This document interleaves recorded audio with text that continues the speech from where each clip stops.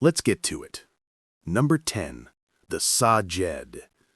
Imagine you are standing in the cool, dark recess of the Temple of Hathor at Dendera, roughly 2,000 years ago. You aren't looking at a hieroglyph of a bird or a beetle. You are looking at a relief carved into the stone that doesn't belong in the ancient world. It depicts a massive, bulbous object supported by a pillar. Inside the bulb is a snake, stretching out as a wavy line.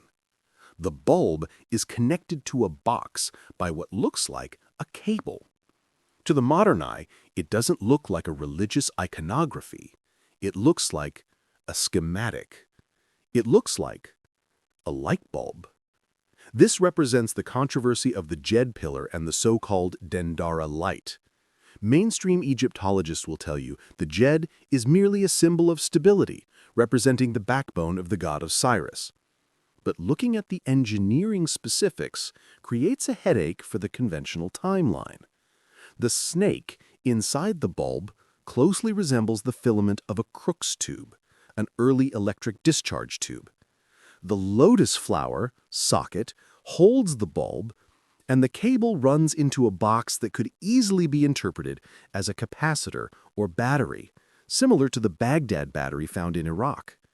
Some theorists argue the Djed was actually an insulator or a generator, possibly utilizing the piezoelectric properties of the granite used in the Great Pyramid.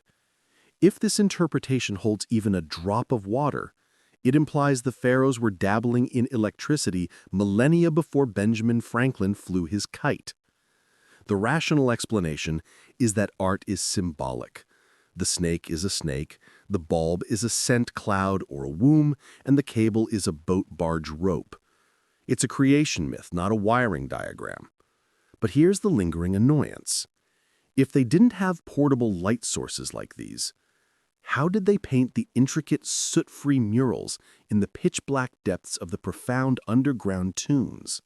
They either had a secret way to channel light, or they were working in the dark. Number 9. The Chinese repeating crossbow, or Choco Nu. The year is 200 AD. You're a soldier in a cavalry charge, thundering toward an infantry line. In this era, you know the rhythm of war. The enemy fires a volley, and then they have to stop, reload, and reset. That is your window to strike. But as you close the distance, the volley doesn't stop. The bolts keep coming. A ceaseless, rhythmic rain of death. The soldier in front of you isn't fumbling with a drawstring. He's pumping a lever, staring at you with dead eyes, turning the air into a porcupine. You have just met the Choco Nu. While Europe was struggling with clunky bows, the Chinese military had effectively invented the submachine gun of the ancient world. The Choco Nu, or repeating crossbow, utilized a top-mounted magazine holding up to 10 bolts. By working a simple push-pull lever, a single soldier could reload the string and drop a new bolt into the firing slot in one fluid motion. An experienced user could discharge 10 bolts in 15 seconds. Multiply that by a formation of 1,000 men, and you are putting 10,000 projectiles into the air in a quarter of a minute. It was a weapon designed for volume, not precision. To add insult to injury, the tips were often dipped in monkhood's poison, meaning even a scratch from these small, low-velocity bolts was a death sentence. Technically, the weapon had terrible range and poor penetration against heavy armor compared to a standard crossbow. It chose quantity over quality. But it serves as a terrifying reminder that shock and awe isn't a modern concept. The Choco Nu remained in use until the 19th century. Think about that. A weapon designed in antiquity was still killing people effectively in the age of rifles. Number 8. The Turtle Ship. It's 1592. The Japanese Navy is invading Korea. Confident in their superior numbers and samurai prowess, they approach the Korean fleet, expecting an easy boarding action. Out of the sea mist drifts a monster. It has a dragon's head that spews sulphurous smoke and cannon fire. The Japanese soldiers try to jump onto its deck to fight hand-to-hand, but they are impaled instantly. The roof is curved and covered in iron spikes, hidden under straw. This isn't a ship, it's a floating tank. It is the Göbek's Sun, the turtle ship. Admiral Yi Sun-sen is one of history's greatest naval commanders, and this was his masterpiece. The turtle ship is frequently cited as the world's first ironclad vessel. Its design was centuries ahead of its time. The hull was U-shaped for stability and maneuverability in shallow coastal waters. It was fully enclosed, protecting the rowers and gunners from enemy fire. Along the sides, it packed cannons capable of 360-degree fire. But the psychological warfare was the real genius. The dragon head wasn't just decoration. It acted as a chimney for burning sulfur and saltpeter to create a toxic smokescreen. And it housed a cannon to shoot invaders in the face before they could even get close. Historians argue about whether the roof was fully plated in iron or just timber with iron spikes. Even if it wasn't a true ironclad in the modern sense, the result was the same. Admiral Yi used these ships to decimate the Japanese fleet, despite being outnumbered. It's a rare instance in history where a single piece of technology, deployed by a single genius, completely altered the fate of a nation. Number 7. The Claw of Archimedes. The Siege of Syracuse, 214 BC. The Roman Republic, the greatest military machine on earth, is attacking the city walls from the sea. The Roman general Marcellus is confident. Suddenly, a massive wooden beam swings out from the city walls. It drops a grappling hook onto the deck of a Roman quinquereme. The chain goes taut. Slowly, impossibly, the 50-ton ship is lifted out of the water by its bow. The ship hangs there, dangling like a caught fish, before being dropped back down, capsizing and sinking instantly. The Romans aren't fighting an army, they are fighting math. Archimedes wasn't just a guy in a bathtub. He was the Da Vinci of antiquity, weaponized. The iron hand or claw was a super crane relying on the principles of leverage and pulleys. It was designed to defend the seaward walls of Syracuse. When a ship came too close to use its ladders, the claw would hook the hull. Using a system of counterweights, the defenders inside the wall could lift the ship, shaking the crew into the sea or smashing the vessel against the jagged rocks below. The Roman historian Polybius wrote that the weapon terrified the Romans so badly that if they saw so much as a rope or piece of wood extending from the wall, they would flee in panic, convinced Archimedes had invented a new machine to kill them.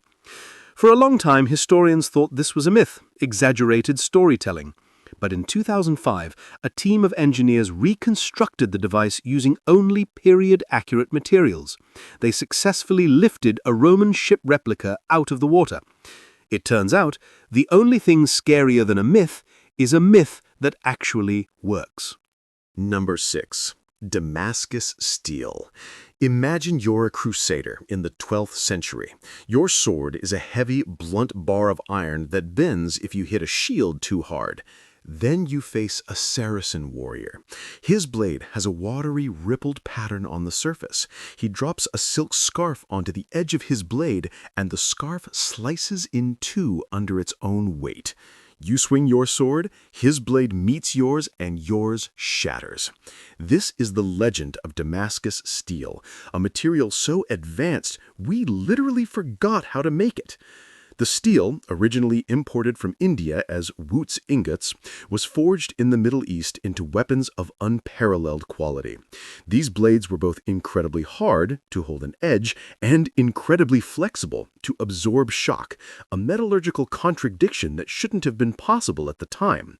Modern analysis of genuine Damascus blades has revealed the presence of carbon nanotubes and the cementite nanowires. You heard that right, nanotechnology in the Middle Ages. The specific forging process aligned these microstructures to create a superplastic metal. The secret to making true Damascus steel was lost around 1750. We have modern approximations, pattern welded steel that looks like it, but the exact chemical recipe is gone. The leading theory is that the specific ores they used had trace impurities of vanadium and molybdenum that disappeared when the mines were exhausted. We can split the atom and go to the moon, but we still can't perfectly replicate a sword from the year 1100. Number 5. The polybolos. In the 3rd century BC, a Greek engineer named Dionysius of Alexandria looked at the ballista, a giant crossbow used for sieges, and saw a problem. It was powerful, yes, but it was agonizingly slow. You had to wind it back, load it, aim, and fire. He wanted more. He wanted a machine that could fire, reload, and fire again without a human ever touching the string. He wanted to mechanize death. So he invented the polybolos. The polybolos was the world's first repeater. It utilized a flat link chain drive connected to a windlass, essentially the same mechanic used in a modern bicycle chain. By turning a crank, the operator would rotate the chain which pulled the slider back to lock the bowstring. As the crank continued to turn, a cam mechanism would drop a bolt from a gravity-fed magazine into the slot. The machine would then trigger itself, fire, and immediately begin the cycle again. It was a semi-automatic heavy weapon created 2,000 years before the Industrial Revolution. It was a marvel of engineering, but it had a fatal flaw: complexity. The gears and chains required a level of precision that ancient metallurgy struggled to maintain. If it jammed in the heat of battle, you were dead. It proves that the ancients had the intellectual capacity for modern machinery, they just lacked the high-quality steel to keep it running. Number 4. The Korean hwacha. The Battle of Hangzhou, 1593. 3,000 Korean defenders are trapped in a hilltop fortress surrounded by 30,000 Japanese soldiers. It is a 10-to-1 disadvantage. Defeat seems inevitable. But as the Japanese charge up the hill, the Koreans wheel out wooden carts. A fuse is lit. Suddenly, the sky turns black, and a screeching noise tears the air. Within seconds, hundreds of rocket-propelled arrows rain down, exploding on impact. The Japanese charge doesn't just break, it evaporates. The hwacha, or fire cart, was a mobile multiple rocket launcher. It consisted of a cart mounting a launcher with up to 200 cylindrical holes. Each hole held a singjijan, a bamboo arrow with a gunpowder paper cartridge attached to the shaft. Some of these rockets were designed to detonate on impact. A single hwacha could unleash 200 rounds in a single volley. With a range of up to 500 meters, a battery of these devices could shred tight infantry formations before they even got within bowshot. It was medieval artillery at its most terrifying. The hwacha wasn't accurate. You couldn't snipe a general with it. But that wasn't the point. It was a weapon of area denial, a shotgun blast the size of a hillside. It reminds us that while the West was obsessed with developing better cannons, the East had already mastered rocket science. Number 3. The Viking Ulfberht sword. We tend to think of Viking weaponry as brutal and crude, heavy axes and rough iron. But among the rusted relics of the Viking Age, archaeologists found a specific type of sword that defies logic. These swords are inlaid with the inscription plus Ulfberht T. When researchers tested the metal, they were stunned. The iron was so pure, with such a perfect distribution of high carbon, that the technology to forge it shouldn't have existed in Europe for another 800 years. The Ulfberht swords are made of crucible steel. To make iron this pure, you need to heat it to over 3,000 degrees Fahrenheit to remove the slag, or impurities. Medieval European smiths didn't have ovens that got that hot. Their swords were usually soft iron with steel edges welded on. But the Ulfberht was all steel, virtually slag-free. It was lighter, stronger, and sharper than anything else on the battlefield. If you had an Ulfberht, you were fighting with a lightsaber, while everyone else was using clubs. The leading theory is that the Vikings imported the steel ingots from Central Asia via the Volga trade route, utilizing superior Eastern metallurgy. But here's the funny part. Because these swords were so superior, people started forging fake ones. We have found knockoff Ulfberts with lower quality steel and misspelled inscriptions. It is the first known case of counterfeit designer goods in history. Number 2. Archimedes' death ray. We return to Syracuse and the brilliance of Archimedes. The legend goes that as the Roman fleet approached, Archimedes didn't use a crane or a catapult. He lined up soldiers along the walls, holding polished bronze shields. They tilted them in unison, catching the Mediterranean sun. A beam of intense, focused light hit the lead Roman ship. Wood began to smoke. Then it burst into flames. The Romans were burned alive by the sun itself. For centuries, this was dismissed as fantasy, but the physics is theoretically sound. It's the principle of a parabolic reflector, focusing scattered light into a single point of intense heat. In 1973, a Greek scientist named Ioannis Sakkas set up 70 bronze-coated mirrors and aimed them at a plywood mock-up of a Roman ship. It caught fire in seconds. The sheer temperature generated by focused sunlight can exceed 1,000 degrees Fahrenheit. It was a solar laser beam. The Mythbusters tried this and failed, deeming it a myth. The difficulty is keeping the beam focused on a moving ship on bobbing waves. Skeptics argue the mirrors were likely used to blind the Roman sailors, making them easy targets for archers. But whether it cooked the ships or just dazzled the crew, the fact that we are still debating the feasibility of a weapon from 212 BC proves Archimedes was playing 4D chess while everyone else was playing checkers. Number 1. Greek fire. It is the year 672. The Arab fleet is besieging Constantinople. They have the city surrounded. The end of the Byzantine Empire is at hand. Then, the Byzantine ships approach. They don't ram or board. Instead, a siphon mounted on the prow spits a stream of liquid. It hits the Arab ships and ignites. The sailors jump into the water to escape the flames, but the fire keeps burning on top of the water. It clings to their skin and clothes. It is a fire that cannot be extinguished. It is the closest thing to hell on earth. Greek fire was the ultimate state secret. It was the nuclear weapon of the Middle Ages. It was a liquid incendiary that could be pumped through pressurized siphons, essentially ancient flamethrowers. It adhered to whatever it touched and burned fiercely, even on water. The formula was known only to the emperor and the Kallinikos family of chemists. It saved the Byzantine Empire from destruction not once, but twice, effectively preserving Christianity in Europe for centuries. Here is the craziest part. The Byzantines kept the secret so well that they eventually forgot it.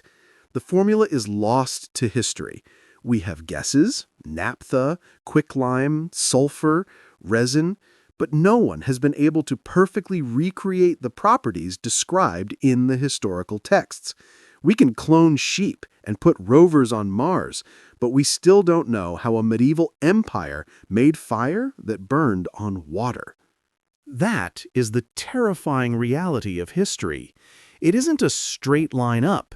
It's a cycle of remembering and forgetting. The formula for Greek fire is gone. The method for forging Damascus steel vanished for centuries. It makes you wonder, what are we forgetting right now? That is exactly why you are here. Most people are content with the simple, linear version of the world, where technology only moves forward. But you just watched 20 minutes of proof that sometimes the past was actually ahead of the future. You don't just consume content, you are archiving the impossible. You are one of the few who actually cares about the missing pieces. So, don't let this be a one-time thing. The algorithm is designed to feed you noise, but you are here for the signal. Let's make this official. Don't just be a tourist in this rabbit hole. Click that subscribe button and secure your place in the think tank. We are building a library of the weird, the hidden, and the counterintuitive, and I want you in the front row for the next deep dive. Now, I have one final test for you. Go to the comments and answer this. If you could bring just one of these lost blueprints back to the modern day to reverse engineer, not just to put in a museum, but to understand the lost science behind it, which one changes the world the most? Is it the forgotten nanotechnology of the Damascus blade, or the chemical genius of Greek fire?